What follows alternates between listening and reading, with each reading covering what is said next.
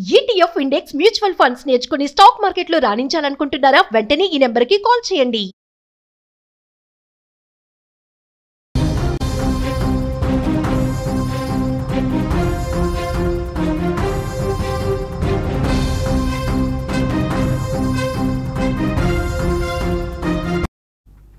మరో big breaking news అయితే చూస్తున్నాం. ధర్మస్థల కేసు కీలక ఆధారాలంటూ కూడా కథనాలు వస్తున్నాయి.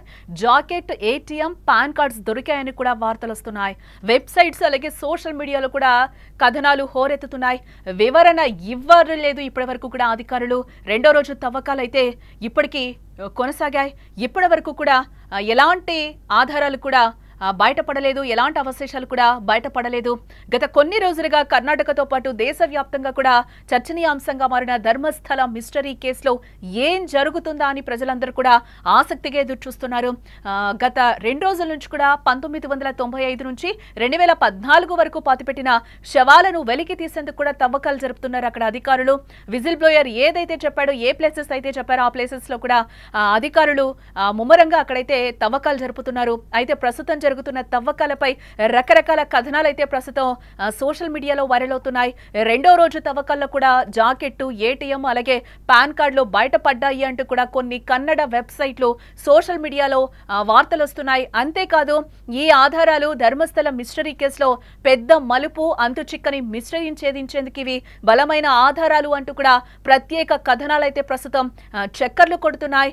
ఈ సంచలన వార్తలపై ఇంకా సిట్ అధికారులు అయితే ఇప్పటి వరకు కూడా ఎలాంటి వివరణ అయితే ఇవ్వని పరిస్థితులు కనిపిస్తున్నాయి. దీంతో రెండో రోజు తవ్వకాల్లో ఇటు జాకెట్, ఏటీఎం, పాన్ కార్డులు బయటపడ్డాయని వస్తున్న వార్తలు నిజమా కాదా అన్నదైతే ఇప్పటి వరకు స్పష్టం కాలేదు.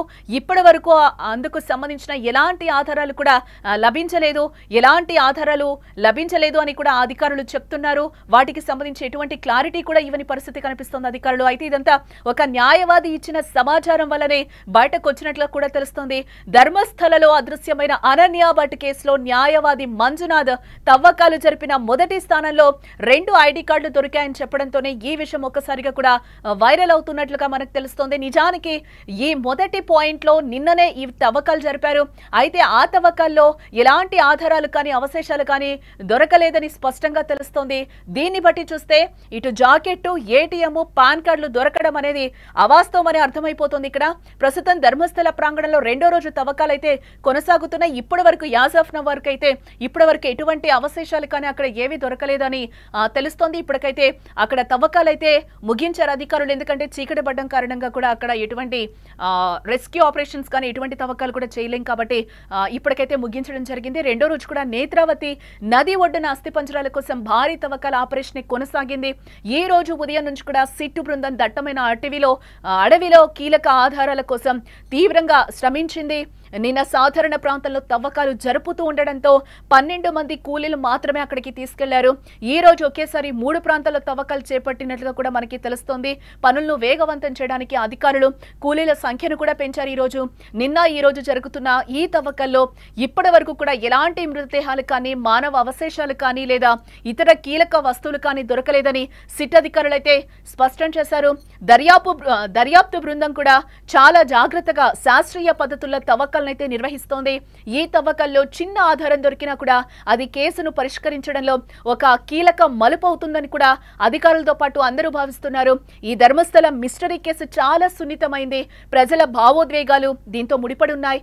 అందుకే సిట్ అధికారులు పారదర్శకతకు ఎక్కువగా ప్రాధాన్యత ఇస్తున్నారు.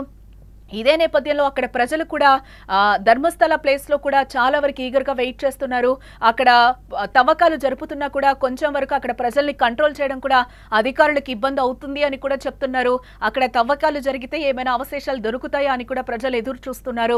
దర్యాప్తు పురోగతి గురించి లేదా ఏదైనా కీలక ఆధారం దొరికితే తామే స్వయంగా అధికారికంగా మీడియాకు తెలియజేస్తామని కూడా ఇటు సిట్ అధికారులు చెప్తూనే ఉన్నారు. సోషల్ మీడియాలో వచ్చే తప్పుడు సమాచారాన్ని నమ్మొద్దు, అది దర్యాప్తుకు ఆటంకం కలిగిస్తుందని కూడా వారు కోరుతున్నారు.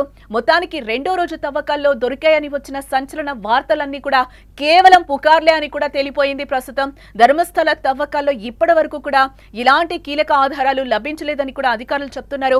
అవేమన్నా దొరికితే కనుక మేము ఖచ్చితంగా మీడియా ముఖంగానే వెల్లడిస్తామని కూడా అధికారులు ఒక పక్క నుంచి చెప్తున్నారు.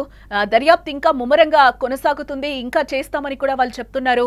పూర్తి నిజాలు బయటపడడానికి ఇంకా సమయం పట్టే అవకాశం ఉంది అంటూ కూడా అధికారులు చెప్తున్నారు. ఎస్, ఇప్పుడు మనం ఒక బ్రేకింగ్ న్యూస్ అయితే చూస్తున్నాం. ఈ రోజు ఉదయం నుంచి కూడా సిట్ అధికారులు జరుపుతున్న తవ్వకాలు రెండో రోజు కూడా పూర్తయిపోయాయి.